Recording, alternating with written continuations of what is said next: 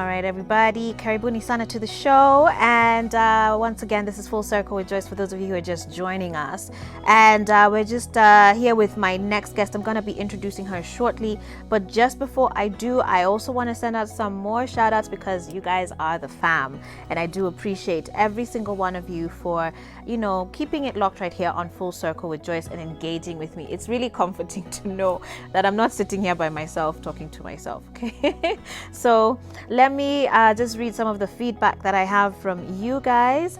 Irene Kendi, you had a question there about people who just have a certain smell, whether in the mornings or in the evenings, body odor, of course, being a big problem. Someone told me when I was a kid that ni damu hunuka. I've never had that one. Damu. But I do know that some people, it's just that their sweat glands are overactive, but in other cases, so it's either that or it's your personal hygiene really would be the problem. Someone wanted to know if that soap can toa pimples, because mimi nimetumia nyingi zikakuwa harmful to my body, getting rashes. Very interesting. Again, certainly you'd need to be concerned about sensitivity. Okay, so try and look out for soaps that are moisturizing, as we had said. Very, very important, because you don't want to just use any soap that would be stripping out the natural sebum from your skin and your scalp. Susan Gadoni, the best soap for someone with eczema. I feel like that's an entirely different topic that we need to tackle on its own, so I don't want to give any sort of directive on that, but thank you, that's a good suggestion. We'll look into talking about eczema on the show. I know a lot of people are struggling with that. Iman James coming for the ladies. Anasema ati Joyce unaonea boy child. What about those ladies? Hawaoshangi wigs ama weave for some months? Well, sijui. But they should be washing their hair and their weaves. Hey, wanadada, ebu someone replied to Iman James as far as washing your hair and your weave. And I don't know why my guest is suddenly now touching her hair. No, I was just like, it was like an itch. It wasn't like anything for that comment. Stella Kivuti, welcome to the show. Thank you very much. Stella, of course, is a counseling psychologist. And it's good to have you here. Iman James' comment just tickled me, because I do know that there are some babes who don't wash their, right? Those ones that you walk past them and you just, you smell a whiff of something, you're like, yeah, that's interesting. Ladies, please wash your wigs and your hair and your weaves. Anyway, we're going to jump into our discussion right now, which is on eating disorders. Yes. A very huge topic, actually, but I feel like we hear a lot about it in the West and we don't really talk about it here.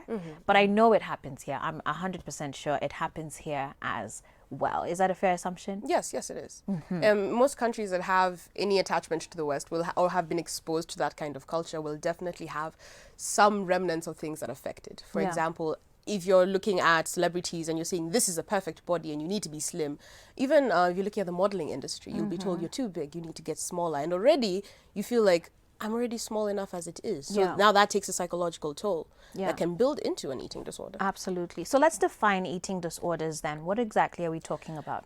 An eating disorder is a psychological disorder whereby it affects eating behavior or eating patterns. So either a person is eating too much or not enough, specifically for their nutrition requirements. So if you're looking at, let's say, an 18-year-old male who's playing football for his school, there's a certain amount of food he should be eating. Yeah. But now he decides he's not going to eat that much. In fact, he feels his body is too big, no matter how small it is. Now, that's the thing. We always think that eating disorders mainly affect women, but they also affect men. Interesting. And so we never talk about the men. We're always like, eating disorders, women. Yeah. And we're going to get to that. I think that's a very good point that you're raising. But before we touch more on that, how many types of eating disorders are there? Well, we can look at 6 of them. The most common ones most people know are things like anorexia nervosa, bulimia nervosa, binge eating. Then you get into the ones that people might consider a little strange. You're thinking of pica. You're thinking of rumination. Pica, you'll have to explain all of those. Maybe just start from the top and explain every single one. Anorexia. So anorexia is now when you're completely restricting or binging or purging. So now when you're restricting your diet, it means you're not eating. You will spend days without food, or if anything, you're going to the extremes of like you get like a cube of cheese and then you lick it and you're like, okay, that's enough. Wow, lick it? Like, Done. You're so, good. but psychologically, aren't they feeling hungry? Now that's the thing. It's trying to build on, they're trying to alleviate the fear of getting bigger or gaining weight. That's where it's coming from. They feel like they're getting too big. Okay. So for them, even when they see their bodies in the mirror and when you look at them, you're seeing bones and you're thinking this person might fall right now. But they're like, I'm perfect, I'm beautiful now. Wow. Exactly. So now that's an extreme. So it's a mental thing. It is a mental thing because it's now based on perception. It's about your body image, your body shape, how it looks. In that moment, you're not thinking, oh, I'm hungry. You're thinking, if I eat, I'll gain weight. Right. Okay, so anorexia is basically starving yourself. To some extent, yes. Bulimia? Bulimia now looks at someone who binges and purges. So they'll eat. Sometimes they'll even eat a lot. In like a 2-hour period, they'll have 8 buckets from KFC and keep eating and eating and eating and eating. And then afterwards, there's a lot of shame and guilt that comes with it. So they'll purge. Anything from making themselves throw up, taking laxatives, excessive exercise to try and make up for how much they've eaten. So these are dangerous because now you're looking at all the damage that's coming with always throwing up, always taking laxatives to try and get food out of your system. And you're also losing nutrients in the process. Yeah. Okay, now those are the 2 most common ones that I think a lot of people have heard of. That and also least. binge eating. Binge Oh, eating so is binge like... eating is different from bulimia? Yes. Now, binge eating, they don't have that compulsive behavior of trying to purge. They don't do the working out or the throwing up or the laxatives. They now just eat and feel guilt. There's a loss of control with food. So they are gaining weight. Yes, they are go. gaining weight. So now this is where you can get things like obesity coming in, where the person loses control when they're eating. They start eating. So this is like emotional eating exactly. too. So there's emotional eating for like your guy broke up with you and now you're at Java eating like a cake. And that's very different compared to someone who will spend 3 hours or a specific amount of time just eating a lot of food. So it's like someone is feeling stressed, so all they do is they eat ice cream, they eat pizza, they just sit and eat. Okay. And then afterwards, there's a lot of shame and guilt that comes with it. You see, when you're emotionally stressed and you decide to eat a little bit, you don't feel excessive guilt or embarrassment. In fact, these people might be embarrassed to eat with other people. They'll hide themselves away and now use that time to truly eat. Wow. And so unlike bulimia, where they're sort of trying to do something to fix it, although they're not doing it the right way, these guys, they just don't do anything, and so they end up then with other emotional issues because of obesity and weight gain. All right. So now these other ones that you were saying, I don't know, Pookie, Suji, Poka, Piki. Pica. Pica is now a very interesting one. It's PICA. Okay. This is eating non-food substances. So, for example, you'll find someone who eats hair, Watcha. nails, Watcha. dirt, plastic, metal, so on and so forth. Wow. It has no nutritional value whatsoever. If anything, it's harmful to self, but they feel a craving to eat it. Sometimes it can come in with stages in life. It can come in kids. It can come in with pregnant women. You'll find women eating like stones. But when you're looking at something like that, it's culturally acceptable, at least within Kenya that I've seen, where you can go into a supermarket in the snack section, there'll be a packet of stones. Yeah. So it's culturally okay. But now when they start eating hair, if like you found a pregnant woman eating like a stone, you wouldn't be thrown off. But if you found someone just sitting down eating a bag of hair, that's off. Yes. Okay. It's very concerning. Does it affect so you've talked about pregnant women. Does it affect certain people or certain, I don't know, hormonal changes in one's life? Like when would you typically see pica in someone? It can come up from childhood, adolescence, adulthood. It can pop up anywhere, really. But hair. Wow. It sounds completely out of the blue, but it happens. There are people who are famous around the world for being able to eat metal, like an actual piece of metal, and just like biting into it. Hey, okay. What's the other one? So we're down to 4 now. So we have 2 more. Now, rumination is a very interesting one. So what happens is you have people sometimes who have reflux. Food just comes back up. Now, someone who ruminates has food coming up voluntarily. And now, so they'll eat, then it'll come up and they'll chew it, either spit it out or swallow it again. Okay. So that is in itself is a disorder. But that's out of like a reflux thing. Now, reflux is completely involuntary. You don't decide, okay, now food is going to come up. Are you serious? Yes. Now, these people tend to do it voluntarily. How? The body is an amazing thing. Wow. Okay. Yes. I had no idea about that. I thought, maybe just someone has reflux and then that's how, so it's involuntary. I didn't know someone can do it voluntarily. There's reflux, definitely, and that tends to happen. But now that's the difference between this disorder and regular reflux. So how do you explain that though? When you're, say, maybe counseling someone who is doing, you call it rumination. What do they explain as the reason why they would do that? Now, that's the interesting thing. Because I'm thinking, isn't that very uncomfortable? Like, the food is all mushed up, mixed up, the smell, right? The acidity. If you're looking at discomfort, all of these eating disorders have an aspect of discomfort. Sure. When you're looking at causes, that's when you're going to dive into things like environment. That's when you're going to dive into what's your social life like. Who are you looking at? If your idol or the person you're looking up to is someone who's super, super small and you feel you need to be like them, that in itself could be a pressure. You're looking at things that will affect your self-esteem. But I find this one interesting, maybe also with the one on pica, because anorexia, bulimia, like in many, okay, maybe not bulimia, but for sure anorexia and at least binge eating, the results of you doing that are very public, like they're very visible. Whereas rumination, like, is this something you walk around boasting about, or is this something you do in your room? I can understand that, but most of it comes from a personal craving. It's not if anything for an appearance kind of thing. When we're looking at anorexia, bulimia, that is more on body image, whereas this is more of satisfying a personal craving. Wow. So because now you're thinking again to that example of the woman with a stone, she's not thinking, I'm going to look so much thinner when I eat this rock. She's truly just satisfying a craving. Okay. Some people could have cravings that start from childhood. Maybe they started out just tasting soap one time, and then now as they grow up, they just develop a taste for it, and every time they just want to have some. Wow. Okay. So now clearly this person is risking poisoning. Sure. But And it's then a there's craving. the sixth one that you're saying is quite common. Now, what is this? Restriction and avoidant feeding disorders. This is either refusing to eat certain foods, either because of smell, sense, or just irrational fears as well. Okay, but then do I fall into No. Namta ni judge me spending matumbo ama mutura. Does that There's mean a lot of people who've judged you right now. But it's okay. I shouldn't have said it? But like, I also don't like something like, for example, eggs. What's wrong with you? I'm sorry. It's just, I feel the judgment. I've received it. It's okay. But I don't like eggs. But now that doesn't rule my life. I can still be in a room with eggs. I can still cook eggs for other people. Whereas someone within this will now feel very, very put off. It's like, I must leave this room now. It's a bit too much.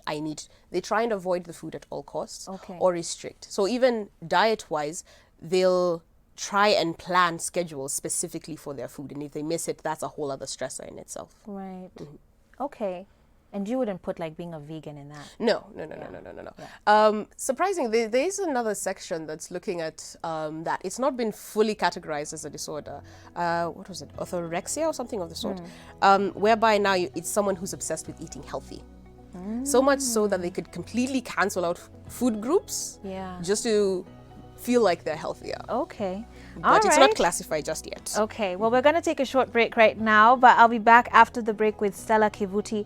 And I'd love to take your questions about, eating disorders. Do you know someone dealing with any sort of eating disorder? What questions do you have about it? I'm sure she'd be very happy to answer them. At what point should one be worried about whether they actually have an eating disorder would be another question that we'd want to tackle. So 22999 is the SMS line, and you can also reach me on Facebook at Switch TV Kenya. I'll be back after this break.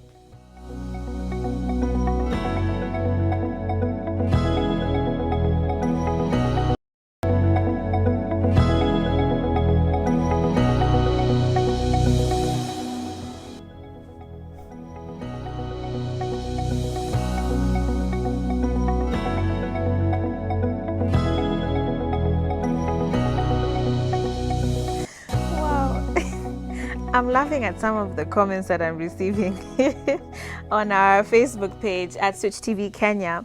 But I need to, hey, there's an image I need to show you guys, just in case you think Stella is here making stories up about pica and all these other things, because it's actually real. And in fact, there's a Kenyan story. I'm going to be pointing your attention to it in just a few.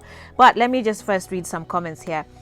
Cindy Cardi says, mimi naye nikiamua kukula, yani mtanibeba kutoka kwa meza, alafu kushiba sometimes zero, sijui ni ugonjwa gani, like a constant feeling of hunger. Right? Prince Moon alisema, actually I didn't even know there is eating disorder. Now this is educating. And tafadhali Joyce, ambia Stella she's rocking beautiful. Okay, kala kwanza na hizo specs. Well, hello. Hello. Aya basi Stella. Rock on with your specs. Koi Franco Old Trafford girl says, for me I eat food only lunch saa 10, either mkate chai ama nitapata kama nitapata sapa na lala sikulangi, but when I eat tumbo inauma. Okay. Winslet Michael says, this pica stuff is scary. How do you eat hair, metal, nails? I'm with you with Winslet. I mean, it's quite shocking that, you know, that this is happening. But as we're saying, it's an eating disorder. And on that pica story, let me show you something, you guys. Hapa Kenya too. Vitu on the ground, okay? Sharon, this is an image of Sharon Jepchirchir, 24, Lydia Chepkemboy, 17, and Monica Jebet, the mother at Kibochi Village in Nandi County. These sisters have been eating bar soaps since their childhood. Now, let me try and read this story for you. Okay, so when this interview was being conducted, I guess this girl takes out a bar of soap from her jacket, and someone thought she was going to go and wash her hands, but was shocked when she started eating it. Chepchirchir has had an insatiable appetite for soap for 19 years, and she literally munches on it. You know, they ask vitafuna njugu, ama mahindi choma. She says, I don't know why I eat soap, but I enjoy it. I discovered my appetite for soap when I was 5 years old. She's never had stomach upsets, irritations in her mouth, or any other health problem from eating soap. And she's not the only soapaholic in her family. About 6 years ago, she discovered her younger sister, Lydia, also had an appetite for soap. And look at this picture, you guys. That is a bar of soap that she's literally chewing on. This is what you're talking about as pica. Wow. It's eating completely non-nutritive foods whatsoever. You can't say she's getting any protein from the bar of soap. You can't say she's getting any minerals from it. If anything, I would be concerned now about poisoning. So when I hear that she hasn't had any issues growing up in terms of health-wise, I'm one, shocked. Two, I wonder what soap she's eating. Right. And apparently, in 2014, when she was pregnant, Chepchirchir said she asked a doctor at their hospital in Mosop whether soap would affect her health or that of her baby. And the doctor, it was his first time encountering a soap eater. He was unaware of that condition. And then he said that the soap was not poisonous. But, you know, she would get in trouble with her mother and her grandmother. They would beat her, you know, to stop eating the soap. But she just would continue stealing it and would sneak into the bathrooms and even the neighbors' houses to steal soap. Man. So, I mean, I'm just wondering, like, is this something to be cured, or is it those things that you're just like, Now, when you're looking at mental disorders, something like this in itself doesn't have a cure. So you do consider this a mental disorder? Yes, definitely, because it now goes into a craving specifically that they need to satisfy. There is no logical reason to eat soap or any other substance that is not food. If it's not culturally acceptable, then it becomes out of the what we would call the norm. Now, when someone is eating soap to this extent, I would start to query what is really going on underneath. Where did this craving come from? When did this start? For 19 years, she's been eating soap. So from a young age, she started. Yeah. And it wasn't intervened at some point. So then that starts to question I start to question a few other things in the area. Okay. Because when I see even her sister is starting to eat it, now that goes into genetics. So maybe this is something that can be passed down genetically. Wow. Maybe that's how it came up. It could have been environment. It could have been another disorder in itself if we're looking at depression, and maybe this is a way for them to cope. And you're saying it's not curable per se? No. Now, when you're looking at mental disorders, curing is something that is not often done. You have treatment methods. For example, we would tackle within 4 areas. We'd look at medical care to try and make sure either no poisoning has happened, or just to ensure that physically you're okay. Then from there, we go into nutrition care, specifically like this is what should be in your diet. Maybe this is what you're trying to look for when you're looking at soap. And then you look at psychologically. Now, this is where all the therapy comes in, to try and dig deeper into what you're eating, why you're eating it, where does this craving come from in itself, and maybe medication. Yeah, but apparently these guys have even tried divine intervention. They say they spent 10,000 bob on prayers to no avail. She sought divine help after their grandmother said that they had been cursed. And especially now in our culture, you know, now we begin to say Niglana, Yasjiwapi and whatnot. She also once approached a pastor in Nairobi where she worked as a house help for prayers. The preacher asked for 5K. And the prayers didn't take away her craving for soap. Last Sunday, paid another 5,000 for soap, but her appetite for soap never died. She's visited a hospital, and she's really struggling to understand, you know, why she eats soap. In secondary school, she used to do this in a secluded cubicle. She would buy less of what was considered necessary so that she could have extra money for soap. And so unfortunately, this gets to a point where people will do almost anything to sustain the habit. Because now you've crossed over into a craving. When you have a craving, you're going to try and deal with it one way or another. You can see already social life is starting to affect, because she can't just eat this in front of anyone. She'll try and seclude herself. So there's embarrassment, guilt, and shame that'll arise from that. Right. And then from there, now she's starting to save money specifically just for this. You're adjusting your life to cope with this one thing. Exactly. Wow. Okay. Well, we're going to move on from that story now, but you can continue sending in your feedback to 22999. And in fact, I do have some questions from you guys. Someone here asking a question: how many times should someone chew food before swallowing? Does that have any sort of relation to the rumination? Was it rumination? Yes. Ruminating yes. That you were talking about. No, it doesn't have a relation, but there is apparently a certain number of times you're meant to chew food in order to make it easier for digestion. I can't remember, I think it's up with the levels of 40, 50 on that side, but I'm not so sure on that one. Yes. Okay. Someone's saying, on eating disorders, please ask the guest, I have this problem. I love food with pepper only. So, you know, at what point is it a disorder or is it a preference, would you say? Loving food with pepper, that's perfectly fine. Some people like super high spicy dishes, others do not. I'm on the do not side, but if we're to say too much pepper is a disorder, then all of India would be having an issue. So it's more of restriction of food or purging of food or eating way too much. Now, when you're starting to look at way too much and you're wondering, okay, I've eaten like 5 pieces of kuku, is that bad? I ate a whole chicken by myself, is that bad? You're looking now at consequences that come with it. Is there aspects of guilt, shame, or embarrassment that come with it? Is there significant weight loss or weight gain? Are you having now what would come with things like bulimia, tooth decay, even an anorexia will affect your bones. There's aspects of brain damage that could come in, heart failure. Yes, major organ failure actually tends to happen with a lot of anorexia clients. And you're also looking at death. So I guess to the point now it starts becoming like a physical, it starts manifesting physically. That's really bad. I once met a guy who, he says he likes his food so spicy, like he wants to feel pain from the spice, like sweating and crying. I mean, that's beyond the flavor now, if you know what I'm talking. Like, he needs to see it sort of physically manifest. That I don't know.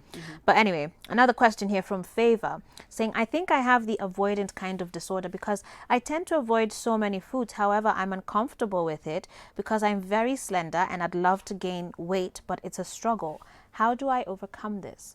Now, definitely, I would recommend a therapist.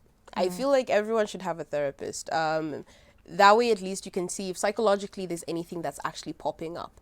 If you're avoiding it because of certain triggers you've had in your past or so on and so forth. Another thing is a nutritionist. That could be very helpful in terms of figuring out what food would work for you, what could you gain, what could you lose, so on and so forth. Okay. As I also try and load up my Facebook comments, let me read one more SMS here. Hello, Joyce. I'm Lillian from Dandora. My boy is 7 years old. Na anakula uzi ya kushona nguo na nguo yenyewe. Please help. So kids though have a habit of like munching on all sorts of different things. But again, after reading this whole soap story, I almost don't want to discount anything because they started as children. But especially, I mean, kids like to chew on pen caps. In fact, in high school, I don't know how many of you guys all caught tafuneng on queen cake papers, the kifuniko for your ball pens, graphites from pencils. Some people even just eating their own nails, and I think you touched on that. I mean, it's one thing to chew your nails, but if you're gonna be swallowing your nails, like that's different. Is this an eating disorder, would you say, that the parent should be concerned about? I'd also be concerned about the time frame of which it's happening in. If we're looking at kids, it is possible for kids to put things in their mouths and we're like, okay, kids eat this all the time. Yeah. A lot of people outgrew the whole eating the cupcake wrap, the queen cake wrappers. So I would not jump immediately into disorder, but I would start to question a few things. How long has it been happening? Does he actively seek this out? Or like akilia, lazima apewe hiyo ndio anyamaze? We're starting to look at that area. That's when I would start considering more disorder. So possibly getting assessed would be helpful. Hey, I have some comments on Facebook I need to read. Very Mbuga just says, food is bae. All right. Alvin Juguna says, I eat twice a day. Is it wrong? I don't think there's anything wrong with that. No. Okay. Wanjuhi Mercy is asking, can you explain a sudden change in eating habits? For instance, loss of appetite or increased abnormal appetites. At what point do you know, okay, maybe it's just, moods or emotions or just, just the season that you're in. Ama, kuna times zingine unajua lazima uende ununue dawa ya minyoo. If you're eating too much. Definitely, you can have swings in terms of what you want to eat or how much you eat. It depends on a lot that's going on in your life, especially even women, considering your cycles, that could also affect how much you eat or what you like or, stuff like that. Pregnancy in itself could shift things around. It's not necessarily a disorder. When you're looking at things like anorexia and bulimia, you have to consider the fact that there is the aspect of body image and body shape. I want to look a certain way. And that's where it comes from. Whereas if food is bae, food is bae. Yeah. Okay. I have to ask this final question. My time is really running though, so you're gonna have to do it in like 10 seconds. Okay. Skita Eskinje on Facebook says, hey, I have the habit of eating my hair since I was 12 years old and now I'm 21. What should I do? Stella, please answer this. Very briefly, what would you advise? Is this, to book an appointment with someone? I'd say find a therapist first. Because now that, again, it starts to go into why did it start? What came up with it, with this? Where did it come from? Because you don't wake up just one day and like, hair. It starts out as a craving. So I would start looking at that. Okay. So a therapist could help with that.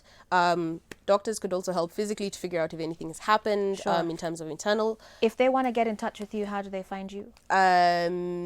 I will give a number at the end of this. Okay, that's because so I work with a company known as Retreat. They can find me there. Okay. 0796 630 063. Perfect. Stella, thank you so much. Our time is so gone, but I really do appreciate your time. Hey, Maze, you've umetuonyesha mambo leo. All right, guys, we've come to the end of our show today, but just before I go, let me remind you that Aladdin is offering a 90% discount when you shop of their clothing or groceries online. And as our audience here on Switch TV, you get an extra discount of 200 bob when you use the coupon code SWH200. And if you shop for anything above 1,000 bob, you get a chance to choose a product that will be labeled 1 bob, and that could even include your phone, and your goods will be delivered to you within 48 hours of request. I also have some more good news that for all of our super fans, we have a double treat. Switch TV is giving away tickets to watch Charlie's Angels this week and Frozen coming up next week. So all of you guys trying to find a plan for your kids, this could be for you. You stand a chance to win a ticket and watch Charlie's Angels at Anga Panari. For a chance to win, please do follow Switch TV pages on Facebook, Instagram, and Twitter for more details. And if you watch movies anyways at Anga IMAX, Anga Sky, and Anga Diamond every Tuesday, you'll enjoy 50% off popcorn of all sizes. All right, guys, so it sounds like a good deal right there. Thank you so much to all of you who've been part of the show, for your comments and your feedback, and to all of my guests and this entire crew. Let's do this again tomorrow for Change Makers, and of course more Full Circle with Joyce from 8 a.m. Until then, God bless you.